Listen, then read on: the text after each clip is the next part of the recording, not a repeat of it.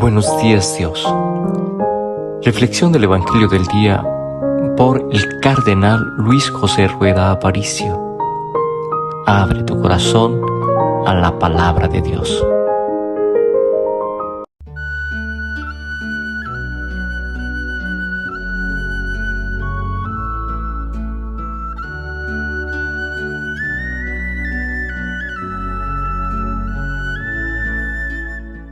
En el nombre del Padre, y del Hijo, y del Espíritu Santo. Amén.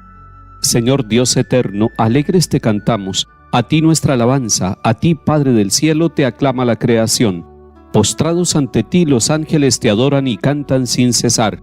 Santo, santo, santo es el Señor Dios del universo. Llenos están el cielo y la tierra de tu gloria. A ti, Señor, te alaba el coro celestial de los apóstoles. La multitud de los profetas te enaltece, y el ejército glorioso de los mártires te aclama. A ti la Iglesia Santa por todos los confines extendida, con júbilo te adora y canta tu grandeza. Padre infinitamente santo, Hijo eterno unigénito de Dios, Santo Espíritu de amor y de consuelo. Oh Cristo, tú eres el Rey de la gloria, tú el Hijo y palabra del Padre, tú el Rey de toda la creación. Tú para salvar al hombre tomaste la condición de esclavo en el seno de una virgen. Tú destruiste la muerte y abriste a los creyentes las puertas de la gloria. Tú vives ahora inmortal y glorioso en el reino del Padre. Tú vendrás algún día como juez universal. Muéstrate pues amigo y defensor de los hombres que salvaste, y recíbelos por siempre allá en tu reino con tus santos y elegidos. Salva a tu pueblo, Señor, y bendice a tu heredad. Sé su pastor y guíalos por siempre. Día tras día te bendeciremos, y alabaremos tu nombre por siempre jamás. Dígnate, Señor, guardarnos de pecado en este día. Ten piedad de nosotros, Señor, ten piedad de nosotros. Que tu misericordia, Señor, venga sobre nosotros como lo esperamos de ti. A ti, Señor, me acojo, no quede yo nunca defraudado. Lectura de la carta del apóstol San Pablo a los Efesios, capítulo 4. Hermanos, yo el prisionero por el Señor, les ruego que anden como pide la vocación a la que han sido convocados. Sean siempre humildes y amables, sean comprensivos, sobrellévense mutuamente con amor, esfuércense en mantener la unidad del Espíritu con el vínculo de la paz. Un solo cuerpo y un solo Espíritu, como una sola es la esperanza de la vocación a la que han sido convocados. Un Señor, una fe, un bautismo, un Dios, Padre de todo, que lo trasciende todo, lo penetra todo y lo invade todo. Palabra de Dios. Te alabamos, Señor.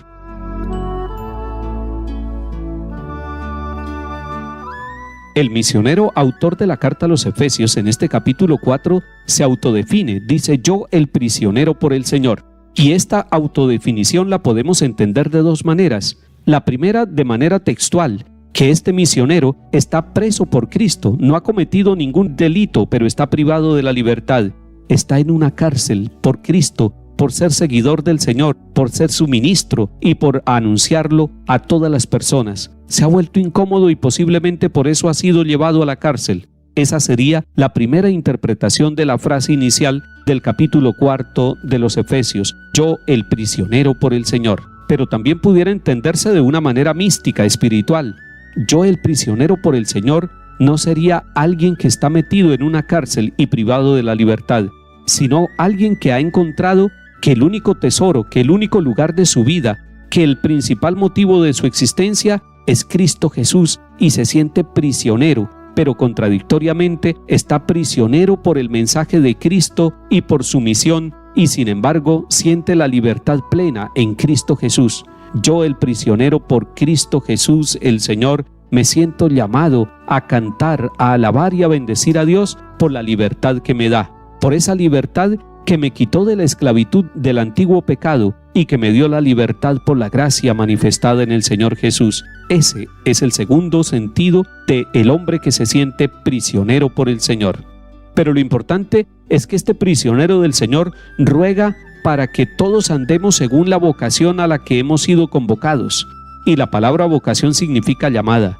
¿Cuál es la vocación suya? ¿Cuál es la vocación de su familia? ¿Cuál es la vocación de nuestro país, de nuestros pueblos donde vivimos, de la empresa donde trabajamos, del lugar donde estudiamos? ¿Cuál es la vocación que nosotros tenemos? La vocación que nosotros tenemos es llegar a ser uno. Lo decía el Señor Jesús en su oración del capítulo 17 de San Juan: Padre, que todos sean uno, como tú en mí y yo en ti, para que el mundo crea.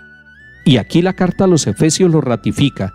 Si leemos en paralelo este capítulo 4 de la carta a los Efesios con el capítulo 17 de San Juan, encontramos que la vocación es la unidad, un solo cuerpo, un solo espíritu, una sola esperanza.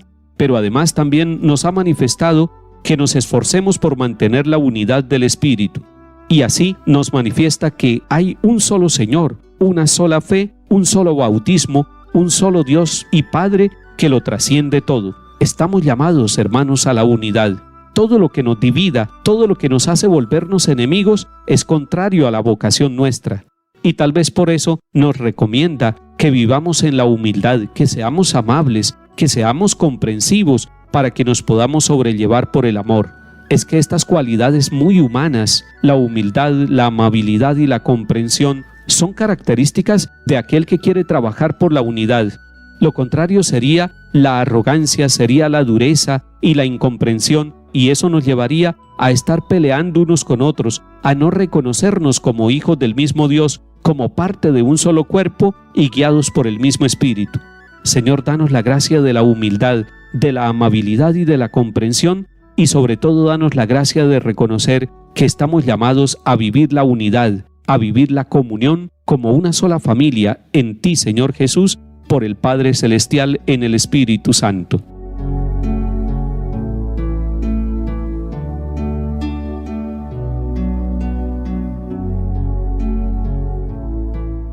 Salmo 23.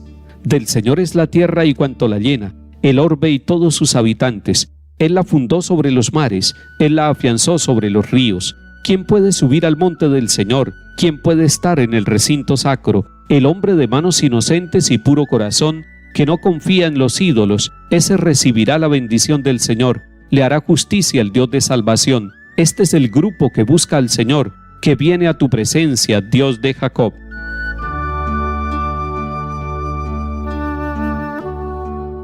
Del Santo Evangelio según San Lucas, capítulo 12. En aquel tiempo decía Jesús a la gente: cuando ven subir una nube por el poniente, dicen enseguida: chaparrón tenemos, y así sucede. Cuando sopla el sur, dicen: va a ser bochorno, y lo hace. Hipócritas, si saben interpretar el aspecto de la tierra y del cielo, ¿cómo no saben interpretar el tiempo presente? ¿Cómo no saben juzgar ustedes mismos lo que se debe hacer?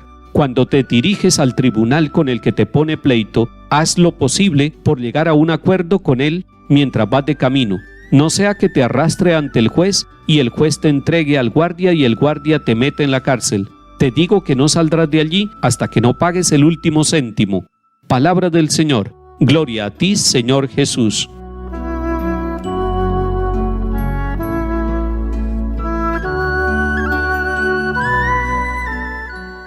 El Señor Jesús en este capítulo 12 nos está invitando a que nos ejercitemos en la lectura de los signos de los tiempos, a entender el paso de Dios por nuestra historia, a entender lo que Dios nos está pidiendo a nosotros y a nuestras comunidades.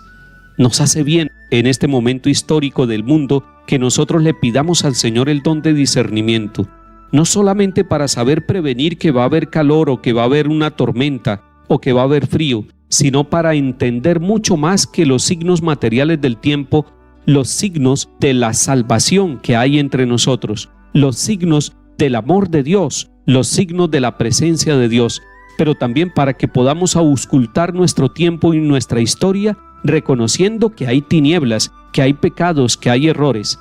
Si tenemos el don de discernimiento, podemos decir: estoy de acuerdo con esto que es muy positivo de mi sociedad, pero no estoy de acuerdo con esto que no va según el plan de Dios y de su reino. Si nosotros somos capaces de discernir, seremos capaces también de conciliar con aquellos que nos llevan a juicio. Seremos capaces de ser conciliadores unos con otros, y esa tarea nos corresponde a nosotros. Debemos ser misioneros en el mundo de la interpretación, de discernir lo que está pasando en nuestras comunidades, de buscar siempre el camino del bien y de ser capaces de entrar en conciliación para que unos y otros encontremos el camino de Dios y nos salvemos.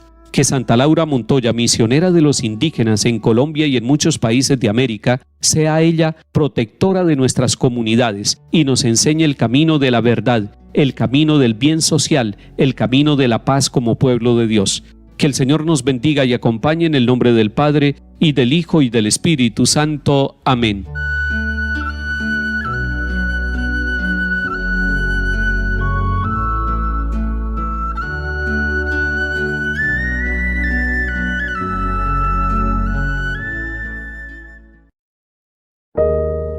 Buenos días, Dios. Reflexión del Evangelio del día por el Cardenal Luis José Rueda Aparicio. Abre tu corazón a la palabra de Dios.